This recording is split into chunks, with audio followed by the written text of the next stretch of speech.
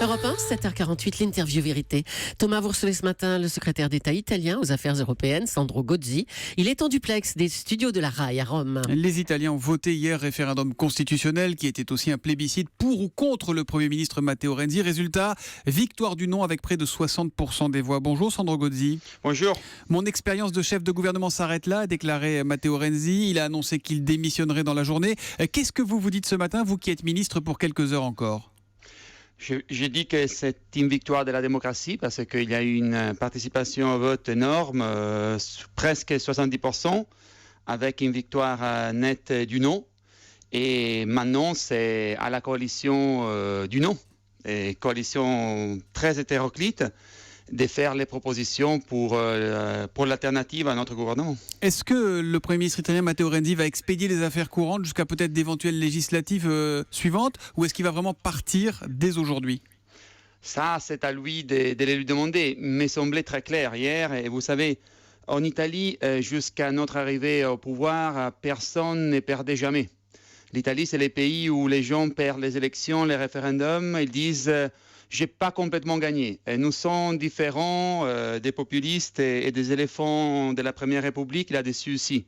Quand on perd en politique, on assume, on le dit, on prend acte du fait qu'une proposition est rejetée par les peuples et on démissionne. Est-ce qu'il a fait une erreur politiquement de croire qu'il pouvait avoir raison contre tout le monde ? Romano Prodi était pour le non, beaucoup de démocrates comme vous, sociodémocrates, étaient pour le non. Est-ce qu'il a fait une erreur politique ? Romano Prodi était pour le oui.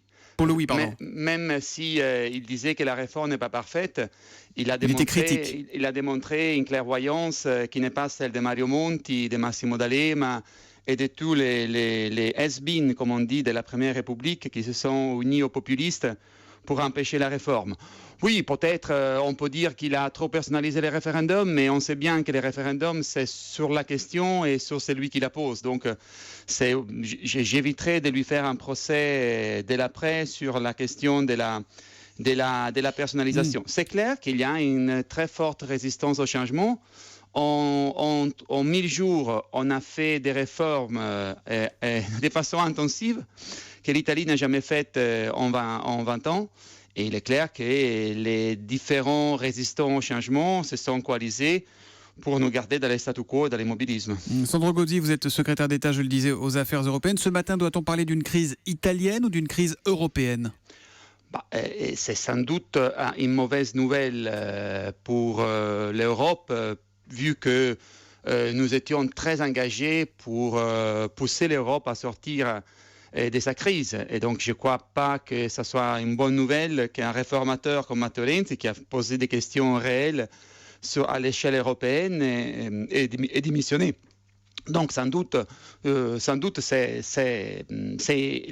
crois que l'Europe avait besoin de quelqu'un comme Matteo Renzi pour sa relance. Y a-t-il un risque maintenant que l'Italie sorte de la zone euro ? On sait que Beppe Grillo, le leader du mouvement 5 étoiles qui réclame de nouvelles élections, veut un référendum sur la sortie de l'euro de l'Italie. C'est un risque aujourd'hui ? Non, je ne vois pas des risques financiers majeurs. Je vois un retour au passé politique sur lequel nous devrons travailler. Nous devons travailler du côté notamment du Parti démocrate. Sans doute, c'est la victoire, je l'ai dit, de la conservation du statu quo, mais je ne vois pas des risques majeurs financiers. Pas de risque non plus pour les banques italiennes, parce que beaucoup d'économistes redoutent un effondrement de ces banques. Non, je ne crois pas qu'il y aura un effondrement. Je crois qu'il faudra par contre travailler maintenant pour faire une nouvelle loi électorale, parce qu'on ne peut pas aller aux urnes on n'a pas de loi électorale avec les rejets de la réforme.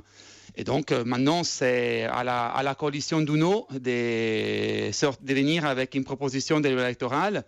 J'espère qu'ils vont réussir, je ne les crois pas. Et donc c'est la question politique qui se pose en Italie plus que celle financière aujourd'hui. Et après le Brexit, est-ce qu'il y a un risque d'Italexit ? Non, l'Italie est un pays ancré dans l'Union européenne, fermement européen.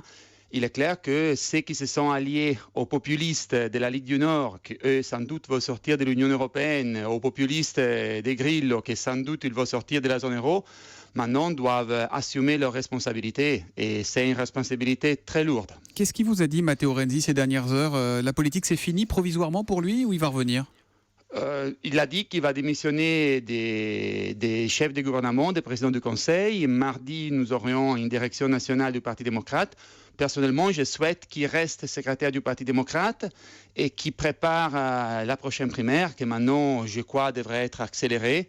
Et je crois qu'aussi, on doit poser la question à nos militants s'ils préfèrent les éléphants de la Première République alliés aux populistes à la proposition des gauches réformatrices de Matteo Renzi. Donc vous soutenez toujours fortement Matteo Renzi ce matin, on l'entend. Merci beaucoup Sandro Gozzi d'avoir été en duplex de Rome et en direct sur Europe 1 ce matin. Merci et bonne journée. Merci à vous.